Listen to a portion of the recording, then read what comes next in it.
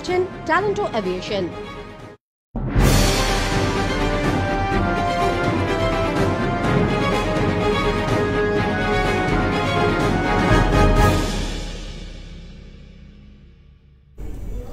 নমস্কার, RV news লাইভে আপনাদের সকলকে স্বাগত জানাই। আপনাদের সঙ্গে আমি রয়েছি মাসুমা। শুরু করছি নিউজ এই মুহূর্তে।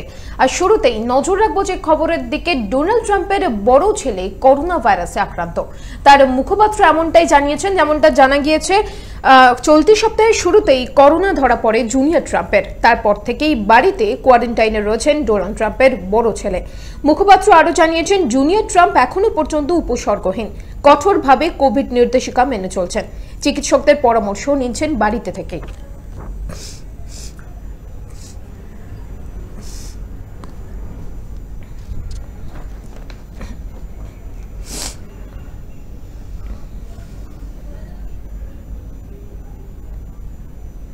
জনসাধারণের ক্ষোভের মুখে প্রশাসন। করোনাকে বুড়ো আঙুল দেখিয়ে করা হলো ছটপুজো। সকাল থেকেই বাবুঘাটে ভিড়, মানুষের সমাগম চোখে পড়ার মতো। পুলিশ প্রশাসনকে তোয়াক্কা করছে না বললেই চলে। আজ ভোর রাত্রি থেকে শুরু হয়েছে ছট পুজো এবং অসংখ্য মানুষ যারা শরণার্থী রয়েছেন তারা ইতিমধ্যে আসতে শুরু করেছেন এবং পুজো তারা শুরু করে ফেলেছেন। এবং কলকাতা পুলিশের তরফ থেকে যথেষ্ট নিয়ম এবং যথেষ্ট নিয়ম পালন করা হচ্ছে। তারা অলরেডি ঘাটে যে চত্বর রয়েছে, ঘাটের চত্বরে দেখতে পাবেন যে ব্যারিকেডিং করেছে, ওই ব্যারিকেডিং দিয়ে তারা আস্তে আস্তে মানুষ ঢোকাচ্ছেন এবং যে বিপদ থেকে যাদের রক্ষা করা যায় সেই সব ব্যবস্থা নেওয়া হয়েছে এমনটাই। এবং ঘাটের ঠিক সামনে একদম ঠিক গঙ্গায় যেখানে যারা স্নান করবেন পূজা করাতে এসে ঠিক গঙ্গার মধ্যে একটা ব্যারিকেডিং করে দেওয়া হয়েছে যাতে তার বাইরে কেউ না যান, এরকম নিয়ম রাখা হয়েছে মানুষের সুরক্ষার কথা ভেবে।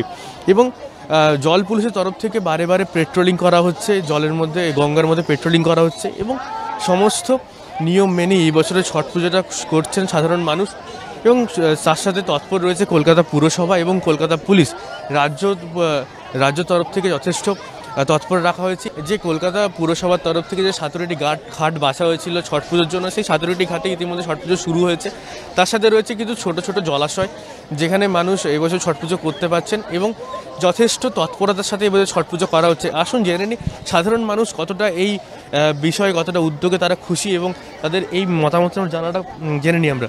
দিদি, এই যে ছট পুজো হচ্ছে এবছর করোনা পরিস্থিতির মধ্যে, কি মনে হচ্ছে আপনার, কতটা খুশি আপনার? ভালোই, উৎসবটা তো এমনি খুবই ভালো, কিন্তু সোশ্যাল ডিস্টেন্স করোনা ভাইরাসের জন্য একটু ঠিক মেনে চলতে হবে, মাস্ক লাগিয়ে চলতে হবে। সাধারণ মানুষের একটাই বক্তব্য, সেটা হচ্ছে করোনা পরিস্থিতির মধ্যে ছট পুজো হচ্ছে, কিন্তু যে বিষয়টা উঠে আসছে বারে বারে সেটা হচ্ছে যে এতটা যে ভিড়ভাড়টা হয়েছে এবং যে সোশ্যাল ডিস্টেন্সিংয়ের কথা বারে বারে বলা হয়েছিল স্বাস্থ্য দপ্তরের তরফ থেকে এবং রাজ্য পুলিশ কলকাতা পুরসভার তরফ থেকেও, কিন্তু দেখা গেল যে যে স্বাস্থ্য বিধিনিষেধ ছিল সেই বিধিনিষেধে কিছুটা হলেও ঘাটতি ঘটেছে এবং মানুষ সেই বিধিনিষেধের যে ঘাটতি ঘটাতে মানুষ কিছুটা হলেও অসন্তুষ্ট এমনটাই জানা যাচ্ছে।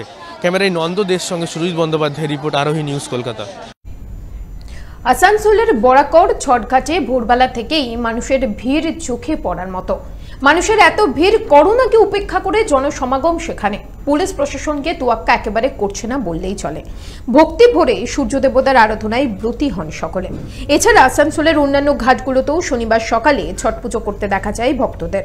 সব মিলে শুক্রবার সন্ধ্যায় ও শনিবার সকালে ছট পুজো করেন শিল্পাঞ্চলবাসী।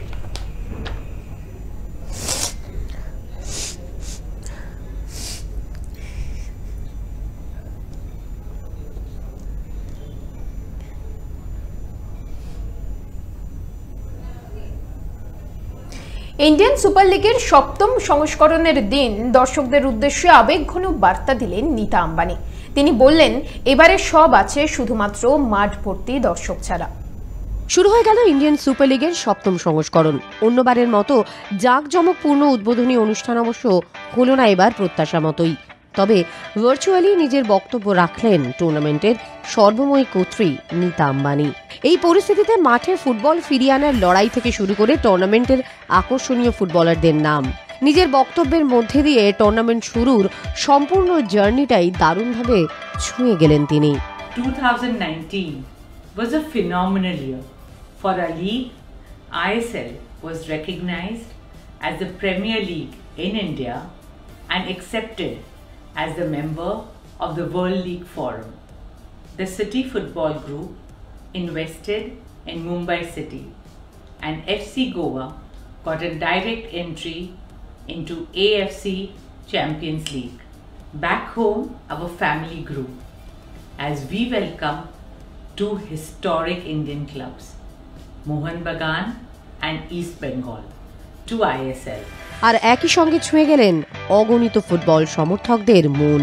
মাঠে তাদের অনুপস্থিতি কতটা শূন্যতার তা যেন স্পষ্ট আয়োজকের গলায়। We'll have everything we could ask for, except one thing that makes football truly the beautiful game.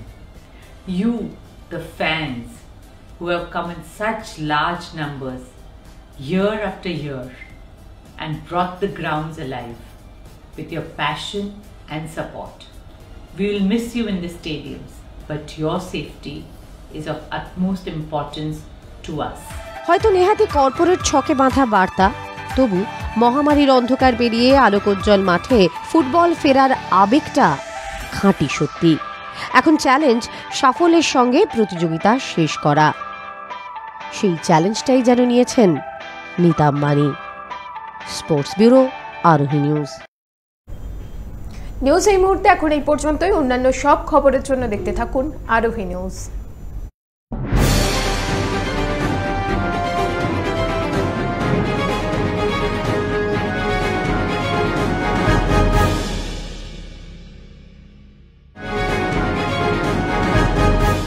News এই মুহূর্তে নিবেদন করলেন ট্যালেন্টো এভিয়েশন।